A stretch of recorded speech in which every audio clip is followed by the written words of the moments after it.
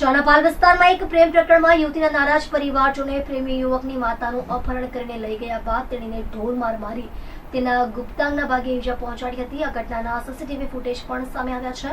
પોલીસે આ કેસમાં 7 શખ્સોની ધરપકડ કરી રિકન્સ્ટ્રક્શન કર્યું હતું, જેમાં એક આરોપી રડી પડ્યો હતો. પાલ ગૌરવપથ રોડ પર આવેલી કેર એન્ડ ક્યોર હોસ્પિટલ ખાતે ગઈ તારીખ 10 જૂનના રોજ સવારે 10:30 કલાકે અપહરણની ઘટના બની હતી.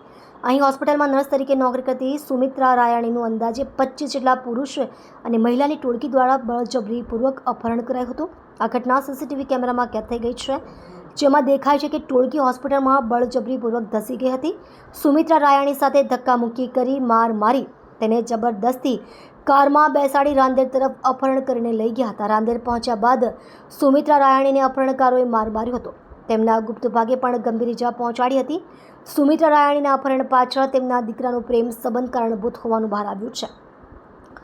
રાંદેરની હેતલનગર સોસાયટીમાં રહેતા 44 વર્ષીય આશાબેન ધનેશભાઈ મકવાણાએ પોલીસ ફરિયાદ નોંધાવી છે. તે મુજબ તેમની બહેનપણી સુમિત્રા રાયાણીનો દીકરો અનિકેત ગઈ તારીખ 1 જૂન 2024ના રોજ અંબિકાનગરમાં રહેતી નયનાથ જગદીશ ઓડ સાથે કોર્ટ મેરેજ કર્યા હતા. ગઈ તારીખ 28 મે 2025ના રોજ અનિકેત અને નયના રાંદેર પોલીસ સ્ટેશનમાં હાજર થયા હતા અને સાથે રહેવાનું નિવેદન નોંધાવ્યું હતું. ત્યારબાદ નયના અનિકેત સાથે રહેવા લાગી હતી.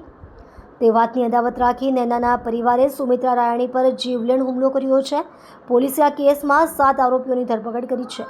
પોલીસે આરોપીનું રિકન્સ્ટ્રક્શન કર્યું, જેમાં એક આરોપી રડી પડ્યો હતો. પોલીસ તપાસ કરી રહી છે.